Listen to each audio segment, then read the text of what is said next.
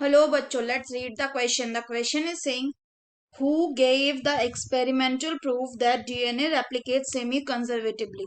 तो आइए देखते हैं हम इसका की कंसेप्ट। तो अगर हम बात करें इसके की कंसेप्ट की, तो इसका की कंसेप्ट क्या हो जाएगा?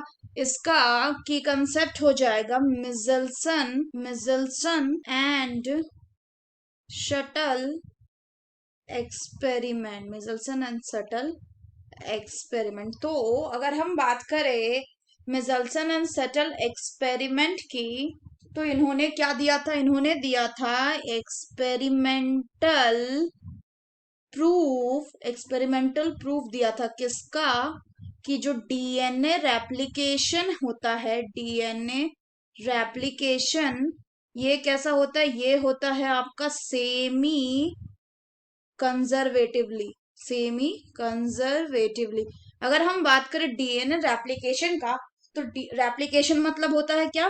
कि डीएनए से डीएनए का बनना, खुद को रेप्लिकेट करना। तो इसको क्या कहते हैं? इस प्रोसेस को कहते हैं रेप्लिकेशन। अगर बात करें सेमी कंजर्वेटिव रेप्लिकेशन का मतलब क्या होता है? सेमी कंजर्वेटिव मतलब होता है कि जब डीएनए से डीएनए बन रहा होता है, यानी एक ओल्ड डीएनए है, मान लीजिए, इससे कोई एक किसी ओल्ड डीएनए से जब न्यू डीएनए बन रहा होता है, तो क्या होता है कि वो जो ओल्ड डीएनए होता है, इसके पास टू स्ट्रैंड्स होते हैं, और इससे जो न्यू डीएनए बना हुआ होता है, न्यू डीएनए, इसके पास भी क्या होता है? टू स्ट्रैंड होते हैं।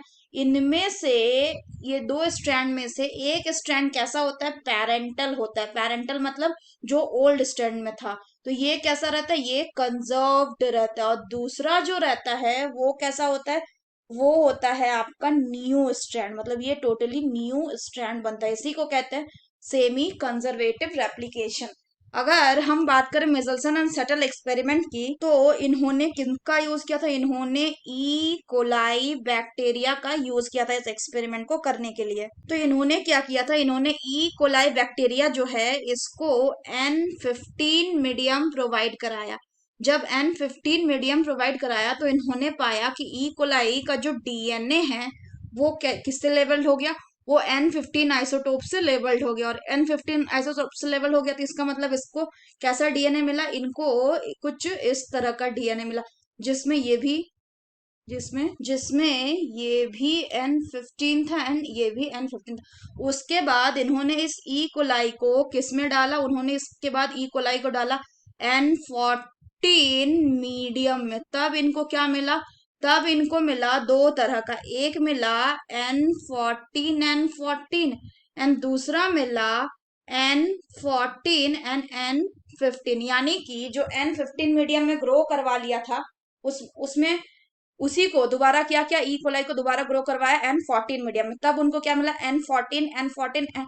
और ये कैसे किया? ये इन्होंने किया सीजियम क्लोराइड के मीडियम में। यहाँ पे तो इन्होंने क्या किया? इसको इसको इन्होंने डेंसिटी ग्रेडियंट सेंट्रीफ्यूगेशन किया। तब इनका ऑब्जर्वेशन किया था कि जो हमारे पास टेस्ट ट्यूब था, इसमें जो N15 था, ये क्या था? ये हैवी आइसोटोप था। तो वो N15 जो है, वो नीचे सेटल डाउन कर गया था। जबकि जो लाइट था, यानी कि N14 ये ऊपर की तरफ तैर रहा था।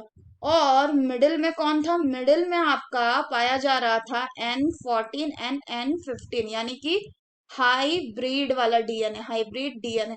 सो अगर हम बात करें कि इससे क्या साबित होता है, इससे ये साबित होता है कि जब रेप्लिकेशन हुआ, तो क्या देखा हमें कि हमारे पास जो नया डीएनए बना, उसमें एक स्ट्रैंड न्यू था N14 वाला, और एक स्ट्रैंड पैरेंटल था। कैसा था? पैरेंटल था। So this prove the semi conservative replication. और इसको किसने दिया था? इसको एक्सपेरिमेंटली प्रूव किया था मिजल्सन एंड शटल ने। सिमिलर एक्सपेरिमेंट किसने किया था अगर हम बात करें तो?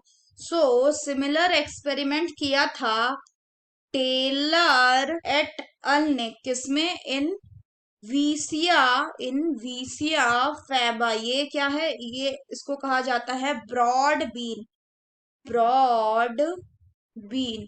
तो ये एक प्लांट है, इसमें भी टेलर इट ऑल ने सिमिलर एक्सपेरिमेंट किया था, और उनका फाइंडिंग भी सिमिलर था।